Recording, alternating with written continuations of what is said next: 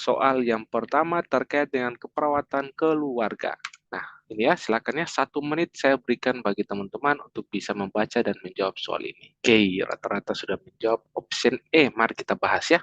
Salah satu kunjungan rumah ditemui anak berusia 1 tahun. Ibunya mengatakan anaknya sering batuk semenjak pindah ke rumah baru. Nah, ini keluhannya nih, harus diperhatikan ya. Beberapa bulan yang lalu, ibu klien mengatakan anaknya sudah dibawa ke puskesmas dan mendapatkan obat namun batuknya berulang kembali ya. Jadi sudah pergi ke puskesmas dapat obat, tapi batuk berulang kembali setelah obat habis. Nah, apakah komponen pengajian yang perlu dilakukan pada kasus tersebut? Apakah A. Fungsi keluarga, B. Sistem respirasi anak, C. Pola komunikasi, D. Karakteristik tetangga, atau E. Lingkungan rumah. Ya, kalau kita lihat di soal ini, kalau berbicara terkait dengan fungsi keluarga itu tidak ada data yang mendukung ya. Nah, baik itu juga sistem respirasi. Di sini hanya dikeluhkan hanya batuk saja. Nah, jadi tidak ada. Pola komunikasi juga tidak ada data yang mendukung, karakteristik tetangga juga tidak ada data yang mendukung. Yang paling masuk akal adalah terkait dengan lingkungan rumah. Karena ini mereka baru pindah rumah beberapa bulan yang lalu ya. Tapi tiap hari anaknya tuh batuk, obat habis, batuk lagi, obat habis, batuk lagi. Jadi untuk komponen pengkajian yang perlu dilakukan adalah yang terkait dengan lingkungan rumah. Kebersihan lingkungan rumah itu seperti apa, sehingga anak ini tidak batuk berulang. Nah, seperti itu ya. Ya, bagi teman-teman yang mau izin sholat, silakan ya, tidak apa-apa. Oke, kita lanjut lagi ya ke soal berikut, yaitu soal nomor 2. Nah, kalau teman-teman baca soal-soal seperti ini, kira-kira ini terhadap penyakit apa ya? Ya, kalau teman-teman baca soal-soal seperti ini sudah harus mengira-ngira. Nah, kira-kira nih arahnya ini kemana nih? Curiganya nih dia ini sakit apa nih? Nah, seperti itu. Oke, nah sudah pada menjawab ya. Oke, kita bahas ya. Saat kunjungan rumah, dapatkan seorang perempuan usia 39 tahun mengeluh akhir-akhir ini merasa lemah, kadang sulit tidur, berat badannya turun, dan demam. Nah, suami klien meninggal 3 bulan yang lalu karena batuk yang lama dan sulit disembuhkan. Nah, hasil observasi dapatkan rumah terasa lembab, nah, pencahayaan redup, jendela hanya pada di ruang tamu, tekanan darah 110/70, 60 kali per menit, frekuensi napas 30 kali per menit. Apakah pengkajian yang tepat dilanjutkan pada kasus tersebut? Nah, kalau kita lihat dari data-data yang ada di soal ini, sudah kira-kira menunjukkan dia ini sakit apa. Ya, suaminya pun klaim meninggal karena batuk yang lama dan sulit untuk disembuhkan. Sedangkan dia makin lama makin lemah, kadang sulit tidur, berat badan pun turun dan merasa demam. Kemudian lingkungannya pun pencahayaannya redup, ya, rumah terasa lembab, jendela ruangan hanya satu. Nah, dari tanda-tanda ini sudah bisa pasti kita curiga suaminya meninggal karena TB. Nah, itu yang poin pertama yang harus kita lihat. Ketika sudah ketahui dia uh, curiga dia kena sakit TB, maka kira-kira pengkajian yang tepat dilanjutkan pada tersebut adalah yaitu kita melakukan pemeriksaan sputum. Nah, ya, karena data-data dari soal mendukung bahwa orang ini mengidap TB. Nah, mudahnya itu seperti teman-teman ya. Oke, kita lanjut lagi ya soal yang berikut, soal nomor 3. Nah, coba latihan ya, latihan untuk baca soal sambil melihat kira-kira soalnya nih arahnya nih kemana. Nah, seperti itu. Oke, Betteners ingin memberikan informasi bagi teman-teman. Bagi teman-teman yang mau belajar terkait dengan P3K maupun terkait dengan SKB, teman-teman bisa join bimbel dari Betteners. Untuk fasilitasnya, teman-teman bisa mendapatkan 3 fasilitas. Yang pertama, teman-teman bisa mendapatkan akses materi belajar. Kemudian teman-teman bisa join grup belajar private. Kemudian teman-teman bisa juga ikuti belajar private via Zoom. Dan apabila teman-teman berhalangan hadir, teman-teman bisa mengikuti rekaman kelas Zoom yang nanti admin siapkan. Untuk teman-teman yang ingin join di bimbel Betteners yang P3K, teman-teman bisa mendapatkan yang pertama, akses materi terupdate via Google Drive. Kemudian teman-teman bisa ikut 12 kali pertemuan live via Zoom. Dan teman-teman tentu saja akan join grup via WA. Sama halnya juga dengan teman-teman yang mungkin akan mengikuti SKB Perawat, teman-teman akan mendapatkan akses yang sama untuk materi terupdate yang bisa teman-teman lihat melalui via Google Drive. Kemudian teman-teman akan mengikuti 10 kali pertemuan live via Zoom dan juga teman-teman bisa join grup via WA. Untuk teman-teman yang mengikuti P3K, teman-teman bisa mendapatkan materi kompetensi yaitu manajerial, sosial-kultural, dan wawancara. Kemudian materi yang kedua yaitu terkait dengan kompetensi teknis. Nah, bagi teman-teman yang mengikuti SKB, tentu saja teman-teman akan mendapatkan materi kesehatan umum, kemudian materi kesehatan khusus. Untuk teman-teman yang mengikuti P3K, khusus untuk materi manajerial, sosial-kultural, dan wawancara. Sedangkan untuk yang kesehatan umum, bagi teman-teman yang mengikuti SKB bisa mendapatkan materi yang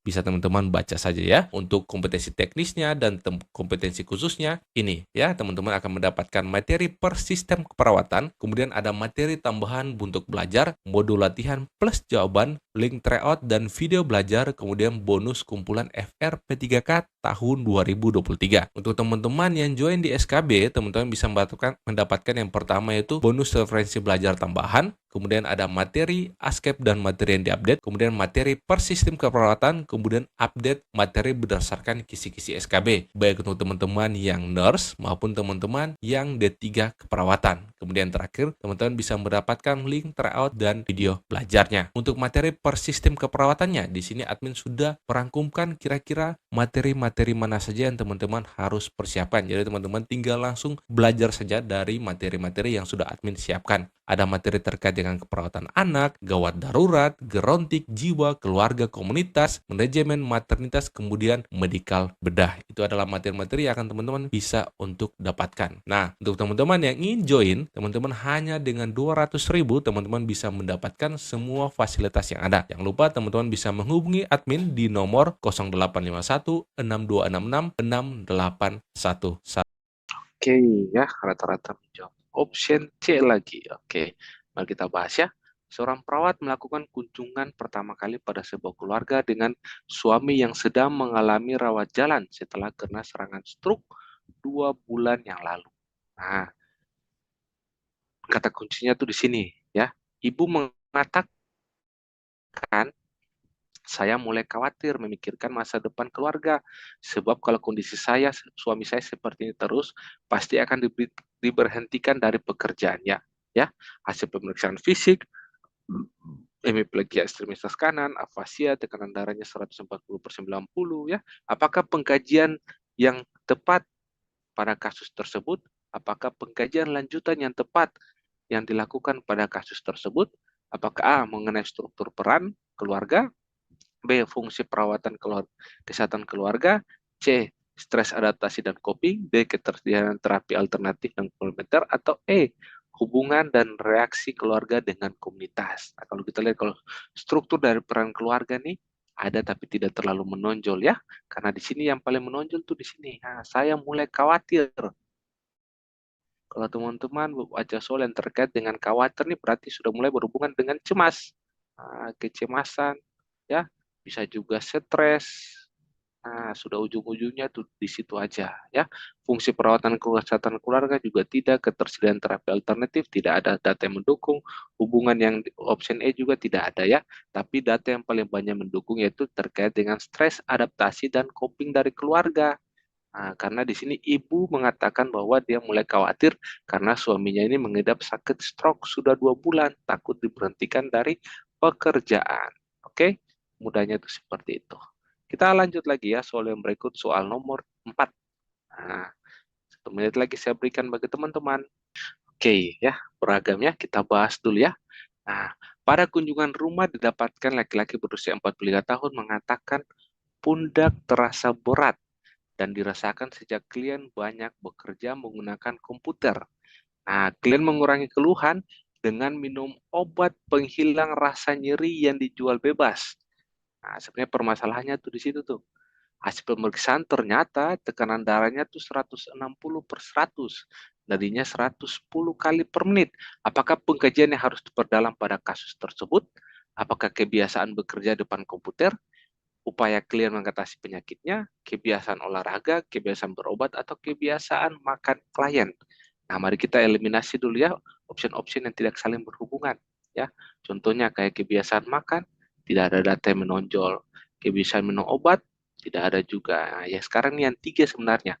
Apakah karena kebiasaan bekerja di depan komputer, apakah upaya klien mengatasi penyakitnya, atau kebiasaan daripada berobat klien. Nah, kalau kita pelajari lagi atau kita baca lagi soalnya nih, dia mengatakan bahwa pundak terasa berat dan dirasakan sejak klien banyak bekerja menggunakan komputer, ya, itu. Tetapi permasalahannya adalah untuk mengurangi keluhannya, dia minum obat penghilang rasa nyeri.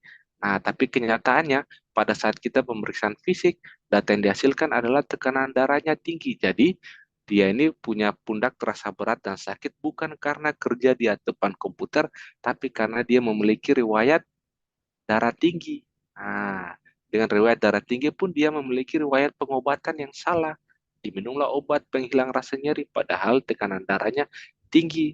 Jadi yang harus kita kaji lebih dalam adalah terkait dengan kebiasaan berobat klien. Karena di data lebih menonjol bagaimana dia menggunakan obat penghilang rasa nyeri yang dijual bebas.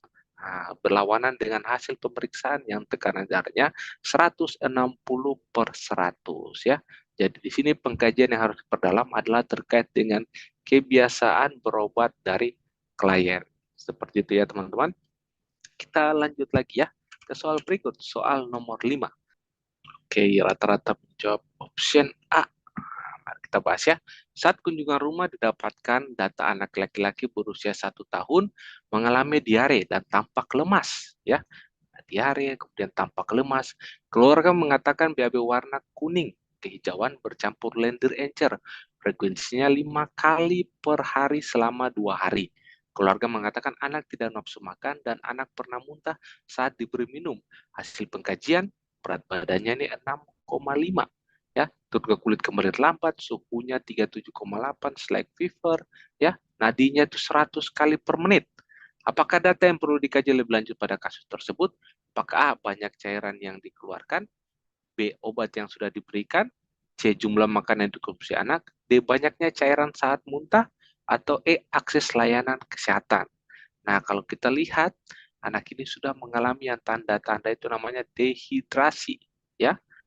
Berat badannya turun, kalau bisa, kalau tanda-tanda dehidrasi kan berat badannya pasti turun, turgor juga turun jelek, ada muntah ya, BAB-nya berapa kali? 5 kali.